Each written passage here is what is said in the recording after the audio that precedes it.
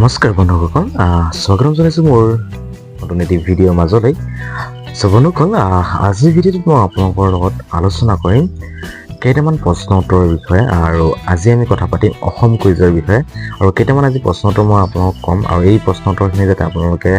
মনত ৰাখি থয় বা এইখিনি আপোনালোকৰ দৰকাৰ হ'ব পাৰে গতিকে ভিডিঅ'টো আপুনি শেষলৈকে চাব এণ্ড ভিডিঅ'টো চাই প্লিজ ভিডিঅ'টো লাইক এটা কৰিব আৰু কমেণ্ট এটা কৰি দিব যেনেকৈ শ্বেয়াৰ কৰি দিব আৰু চেনেলটো যদি আপোনালোকে নতুনকৈ আহিছে তেন্তে বন্ধুসকল প্লিজ চেনেলটো ছাবস্ক্ৰাইব কৰি দিব ঠিক আছে তেন্তে বন্ধুসকল আজি আমি কেইটামান প্ৰশ্ন উত্তৰ জানিম আৰু অসমৰ বিষয়ে জানিম অসম কুইজ আমাৰ আজি প্ৰথম প্ৰশ্নটো হৈছে অসমৰ প্ৰাচীন নাম কি আছিল আৰু ইয়াৰ শুদ্ধ উত্তৰটো হৈছে অসমৰ প্ৰাচীন নাম আছিল প্ৰাগজ্যোতিষপুৰ আৰু কামৰূপ আছিল 2 নম্বৰ প্ৰশ্ন হৈছে আমাৰ অসমৰ প্ৰথম মহিলা IAS কোন আছিল ইয়াৰ শুদ্ধ উত্তৰটো হৈছে পাৰুল দাস 3 নম্বৰ প্ৰশ্নত আছে কোনজন আহোম ৰজাই বিহু নৃত্যক ৰাজকীয় মৰ্যাদা প্ৰদান কৰিছিল আৰু ইয়াৰ শুদ্ধ উত্তৰটো হৈছে স্বৰ্গদেউ ৰুদ্ৰসিংহ বিহু নৃত্যক ৰাজকীয় মৰ্যাদা প্ৰদান কৰিছিল 4 নম্বৰ প্ৰশ্নত আছে বিহু নৃত্যক প্ৰথম ৰাজহুৱা মঞ্চত কোনে অৱতীৰ্ণ কৰিছিল আৰু ইয়াৰ শুদ্ধ উত্তৰটো হৈছে ৰাধা গোবিন্দ বৰুৱা বিহু নৃত্যক প্ৰথম ৰাজহুৱা মঞ্চত অৱতীৰ্ণ কৰিছিল আমাৰ 5 নম্বৰ প্ৰশ্ন হৈছে গুৱাহাটী বিশ্ববিদ্যালয়ৰ প্ৰথম উপাচাৰ্য কোন আছিল আৰু ইয়াৰ শুদ্ধ উত্তৰটো হৈছে কৃষ্ণকান্ত সন্দিকৈ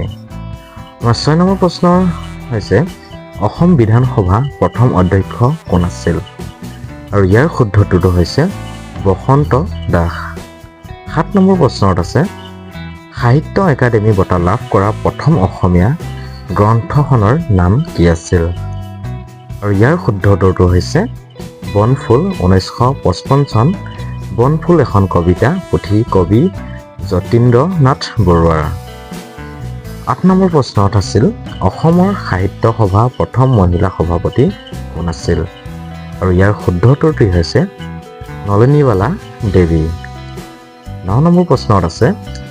অসমত মানসিক ৰোগ চিকিৎসালয় কোন ঠাইত আছে আৰু ইয়াৰ শুদ্ধ উত্তৰটো হৈছে তেজপুৰ 10 নম্বৰ প্ৰশ্ন আছে অসমত সৈনিক স্কুল কোন ঠাইত আছে আৰু ইয়াৰ শুদ্ধ উত্তৰটো হৈছে গোৱালপাৰা